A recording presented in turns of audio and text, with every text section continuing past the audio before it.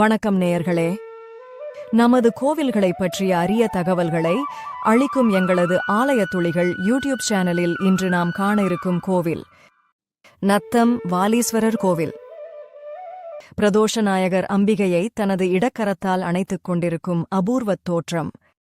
காமாட்சி விளக்கினை ஏற்றி வைத்துக் கொண்டு பிரதோஷநாயகருடன் வலம் வரும் திருமண தடை நீக்கும் வழிபாடு.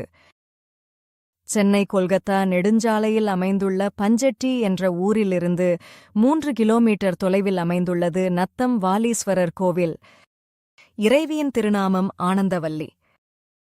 பிரதோஷ காலங்களில் கோவில் பிரகாரத்தில் வலம் வருவதற்காக அமைந்துள்ள உற்சவமூர்த்தியே பிரதோஷநாயகர் என்று அழைக்கப்படுகின்றார். ஏறத்தாழ 1.5 அடி உயரமுடைய இந்த மூர்த்தி சந்திரசேகரரைப் போன்ற தோற்றமுடையவர்.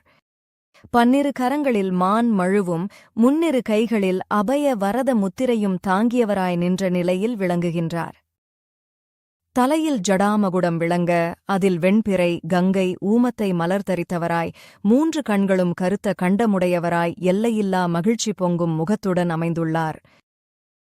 அவரது இடப்புறத்தில் அம்பிகை தனது வலக்கரத்தில் நீலோற்பல மலர் ஏந்தி இடது கரத்தை தொங்கவிட்ட நிலையில் நின்றவாறு காட்சியளிக்கின்றாள்.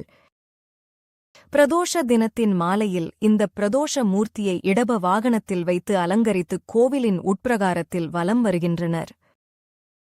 இந்த தலத்தில் பிரதோஷநாயகர் அம்பிகையை தனது இடது கையால் அணைத்திருக்கும் தோற்றமானது ஒரு அரிய காட்சியாகும். இதுக்கு பின்னணியில் ஒரு புராண நிகழ்ச்சி உள்ளது. ஒரு சமயம் சிவபெருமான் ஆழகால விஷத்தை அருந்த முற்பட்டபோது பார்வதி தேவி அஞ்சினாள். அவளுடைய பயத்தைப் போக்கும் வகையில் சிவபெருமான் அவளை அணைத்துக் கொண்டார். இந்த அடிப்படையில் சிவபெருமான் அம்பிகையை தனது இடக்கரத்தால் அணைத்துக் கொண்டிருப்பது போன்ற பிரதோஷநாயகர் உருவம் அமைக்கப்பெற்றது. இந்த மூர்த்தியை உமா ஆலிங்கன மூர்த்தி என்றும் அணைத்தெழுந்த நாதர் என்றும் அழைக்கின்றனர். காமாட்சி விளக்கினை ஏற்றி வைத்துக் கொண்டு பிரதோஷநாயகருடன் வலம் வரும் திருமண தடை நீக்கும் வழிபாடு. உமா ஆலிங்கனராய் உள்ள இந்த பிரதோஷ மூர்த்தியை பிரதோஷ காலத்தில் வழிபட்டு பிரதோஷ சுவாமி புறப்பாட்டின்போது சுவாமிக்கு சுண்டல் நிவேதனம் செய்து முல்லை நந்தியாவட்டை மலர்களால் அர்ச்சனை செய்கிறார்கள். பின்னர் திருமணமாக வேண்டிய பெண்கள் கையில் காமாட்சி விளக்கினை ஏற்றிக்கொண்டு சுவாமியுடன் 3 வலம் வருகையில் திருமணம் கைகூடும். இம்மாதிரி 5 பிரதோஷங்கள் செய்ய வேண்டும். திருமணமாகாத ஆண்களின் தாய் இம்மாதிரி பிரார்த்தனை செய்து வலம் வரும்போது அவர்களின் பிள்ளைகளுக்கு திருமணம் கைகூடும்.